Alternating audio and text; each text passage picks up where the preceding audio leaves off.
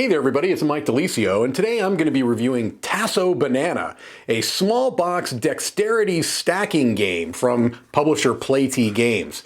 In Tasso Banana, you are placing wooden bananas onto a playing area, trying to get rid of your supply of bananas. The first person to do so will be the winner of the game. Let's head over to the table. I will show you how it plays. It's a very simple game. Then we'll come back here and I'll let you know what I think.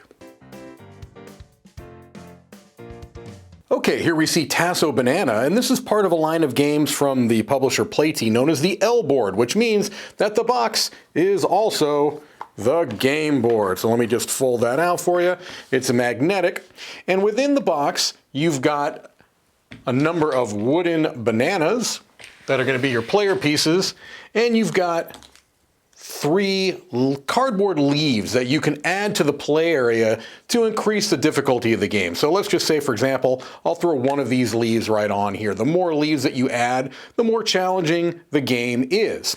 All right, so this is a 2 to 6 player game, and so what you're going to do is you're going to hand out an equal number of bananas to each player in the game. So for 2 players, you'd have 18 bananas each.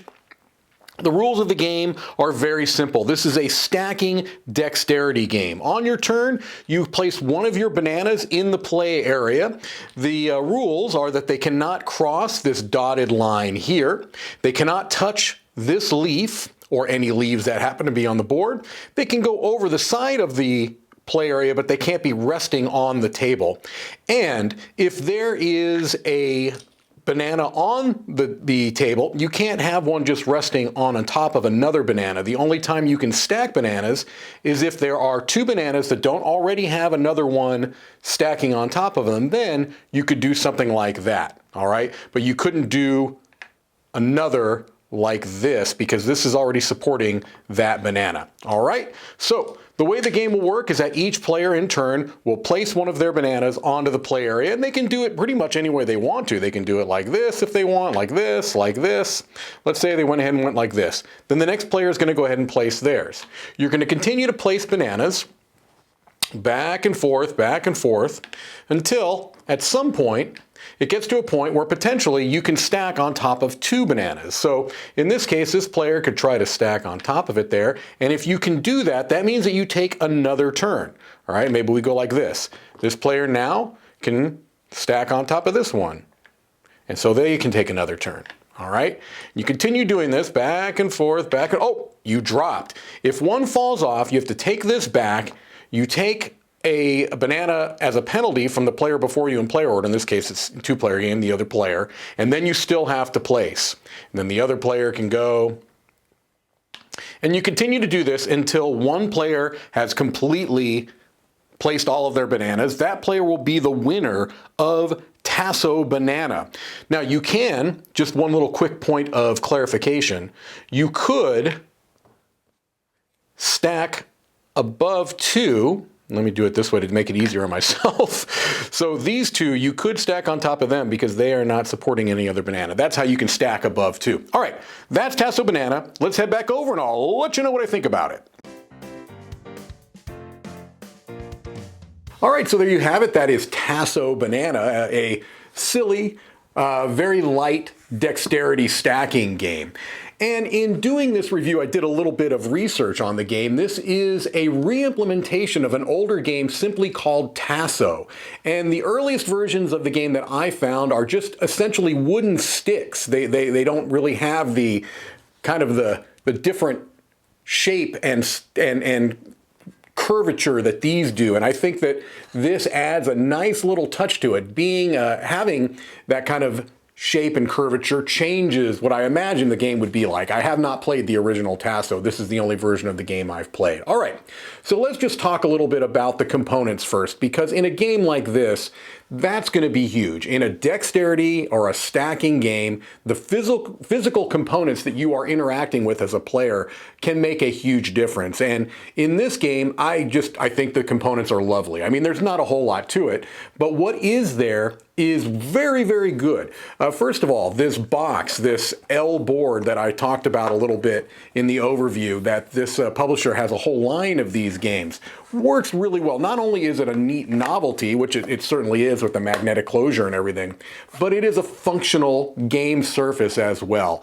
And it just kind of helps sets the mood, so to speak, because this is really essentially, you know, a party type game. These dexterity stacking games can be very, very silly and kind of raucous depending upon the type of group that you're playing it with.